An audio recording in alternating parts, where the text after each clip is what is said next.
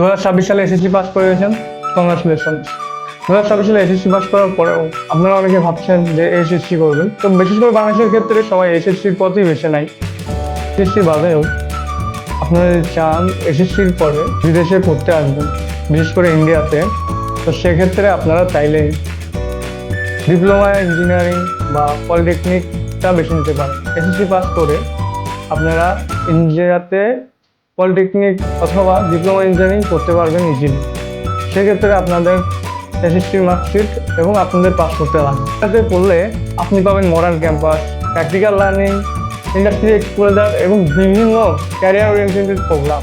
তবে মনে রাখবেন, প্রতিটি ইউনিভার্সিটি বা ইনস্টিটিউটে এলিজিবিলিটি এবং ক্রাইটেরিয়া আলাদা হয়ে থাকে, তাই সঠিক কোর্স ও ইনস্টিটিউট নির্বাচন করা অত্যন্ত গুরুত্বপূর্ণ। তো আপনি যদি বাংলাদেশ থেকে এসএসসি পাস করেন এবং ভাবেন যে ভারতে পড়তে যাব, তো সেক্ষেত্রে আমাদের সাথে হোয়াটসঅ্যাপে যোগাযোগ করতে পারেন। আমরা আপনার এডুকেশন ব্যাকগ্রাউন্ড অনুযায়ী কোর্স, ইউনিভার্সিটি এবং অ্যাডমিশন প্রসেস সম্পর্কে গাইডেন্স দেবেন। আমাদের হোয়াটসঅ্যাপের নাম্বার দেওয়া থাকবে, আপনারা চাইলেই কন্ট্যাক্ট করতে পারেন যে কোনো সময়।